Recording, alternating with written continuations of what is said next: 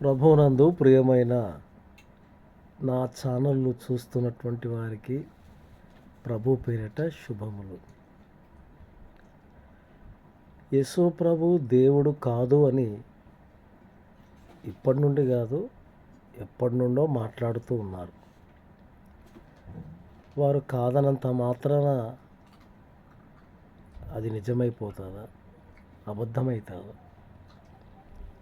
ఆలోచించండి. పాత నిబంధన గ్రంథములో క్రీస్తు ఉన్నాడా, మెస్సయ్య ఉన్నాడా అంటే ఉన్నాడు. దానియేలు గ్రంథం 9వ అధ్యాయం 24-25 వచనాల్లో అధిపతి అనే దగ్గర మెస్సయ్య అని ఉంటుంది. తర్వాత యోహాను సువార్త 1వ అధ్యాయంలో మెస్సయ్య, యోహాను సువార్త 4వ అధ్యాయంలో సమరయ స్త్రీ అంటది, నేను మెస్సయ్యను, నువ్వు మెస్సయ్య అని ఆ స్త్రీ మాట్లాడుతుంది. 1 కొరింథీయులో రాసిన పత్రిక 10వ అధ్యాయము 5వ వచనములో ఆత్మ సంబంధమైన బండ అనగా క్రీస్తు అని ఉంటుంది.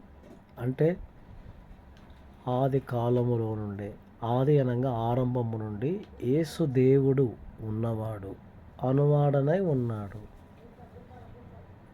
హెబ్రీ పత్రిక 11:23-24లో క్రీస్తు విషయమై నింద గొప్ప భాగ్యమని ఉంటుంది. మోషే క్రీస్తు కొరకు నిందలు పడ్డాడు.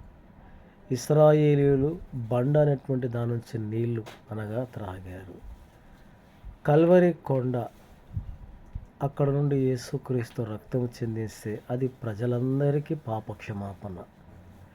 ఇశ్రాయేలీయులు బండలోనిది త్రాగిరి, ప్రపంచంలో ఉన్న వాళ్ళు యేసుక్రీస్తు రక్తమును, శరీరము తిని త్రాగుతూ ఉన్నారు. యేసే దేవుడు, పాత నిబంధన, క్రొత్త నిబంధన, యెహోవాయే యేసుక్రీస్తు.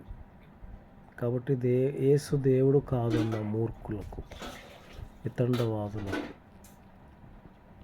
జవాబు యేసే దేవుడు.